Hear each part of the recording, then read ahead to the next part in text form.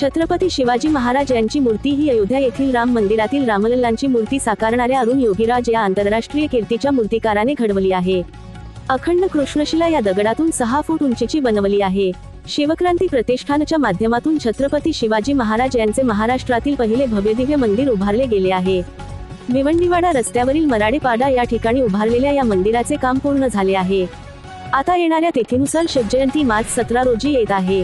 या दिनी या मंदिराचे लोकार्पण करण्यात येणार आहे। मुख्यमंत्री देवेंद्र फडणवीस यांच्या शुभहस्ते उपमुख्यमंत्री एकनाथ शिंदे यांच्या प्रमुख उपस्थितीमध्ये मंदिराचे लोकार्पण होणार आहे।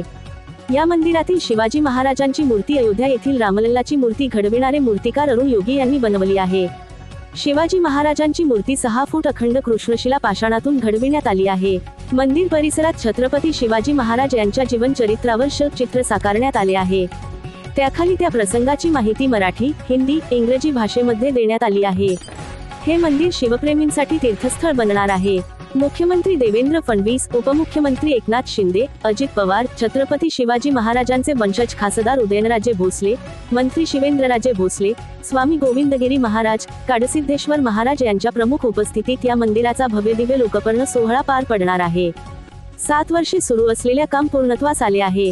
येथील सर्व वातावरण शिवमय झाले आहे। संपूर्ण तालुका व जिल्ह्यात या मंदिराची चर्चा सुरू झाली आहे। अशा प्रकारच्या नवनवीन व्हिडिओ आणि चालू घडामोडी पाहण्यासाठी TV7 मराठी महाराष्ट्र न्यूज या चॅनेलला लाईक, शेअर आणि सबस्क्राईब करा।